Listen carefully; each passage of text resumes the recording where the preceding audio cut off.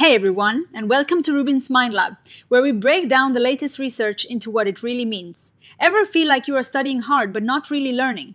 Well, this new research dives into why that might be happening for teachers in training, and it's a super important story about how we teach and learn. Imagine you are training to be a teacher. You are expected to know all the best ways to help students learn. But what if the very materials you are given to learn how to teach are missing some of the most effective learning tricks? That is exactly what a team of researchers in Norway looked into.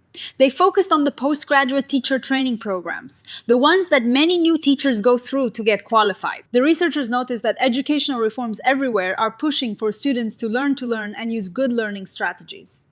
This sounds great, right? But they also know from science that two strategies called spaced repetition and retrieval practice are incredibly powerful. They help you understand things better, remember them longer, and even use that knowledge in new situations.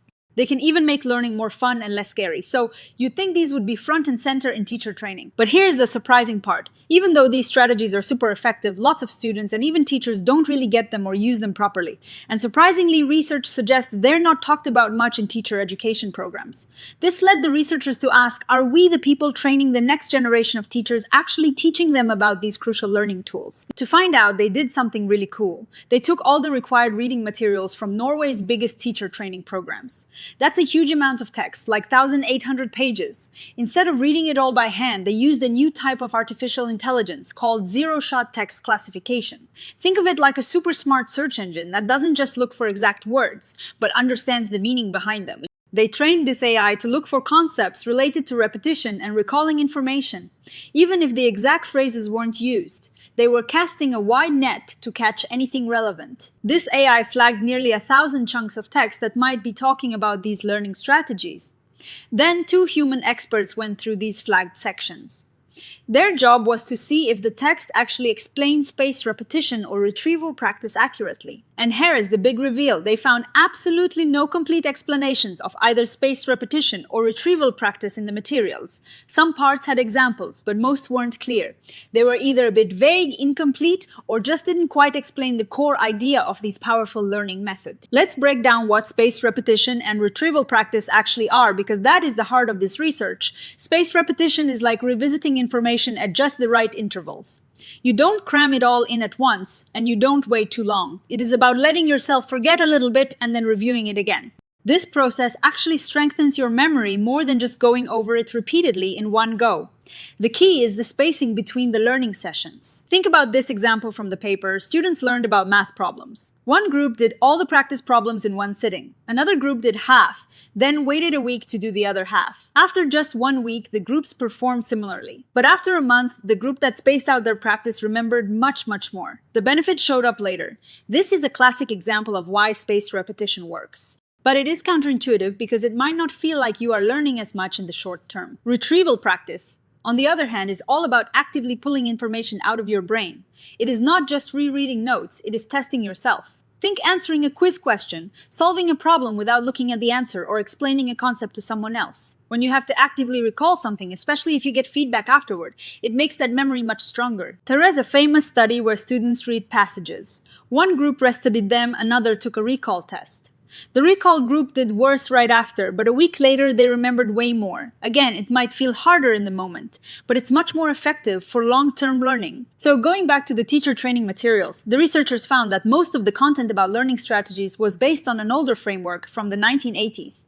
This older framework sometimes lumps together different ideas, which can be confusing. For example, it might talk about repetition in a way that doesn't distinguish between effective spaced repetition and just mindlessly repeating something. This confusion is a big problem.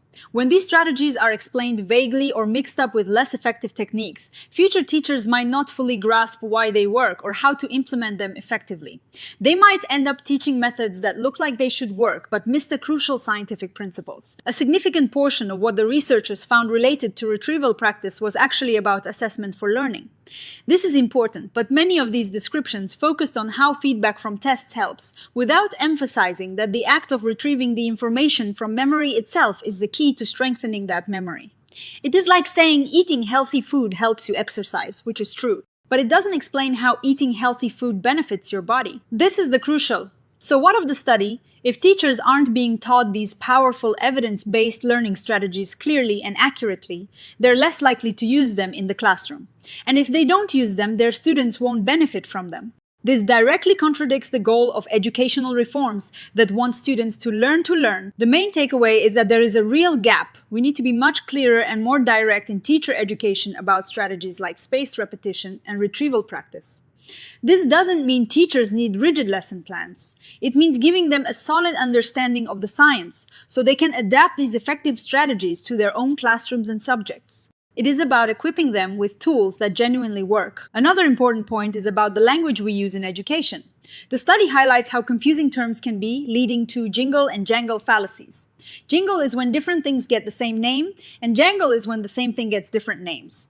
This makes it hard for researchers to study learning and for teachers to understand what advice to follow. The researchers suggest that instead of just defining these strategies, teacher education should use lots of clear, well-chosen examples, showing how spaced repetition looks in practice, and even showing examples of what isn't spaced repetition can help make these concepts stick. Now, what are the limitations here? The study looked at assigned readings, which are important, but they're only one part of teacher training. Teachers also learn through lectures, workshops, and practical experience. So it is possible they get some good instruction in these other ways.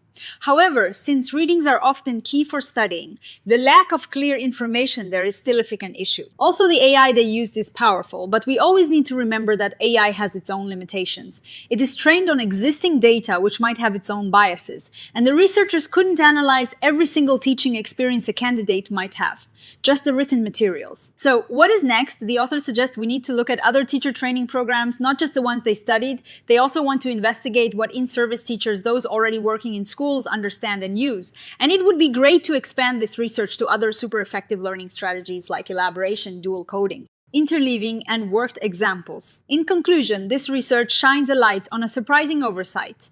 Two of the most powerful tools for helping people learn spaced repetition and retrieval practice are not being taught well, if at all, in many teacher education programs. Making sure future teachers fully understand and can use these strategies is a simple but crucial step to align what we teach with what we know works. And importantly, to help all students truly learn how to learn. What do you think about this? Let me know in the comments below. If you found this interesting, give it a thumbs up and subscribe to RUBIN'S Mind Lab for more insights into the fascinating world of psychology and learning. Thanks for watching.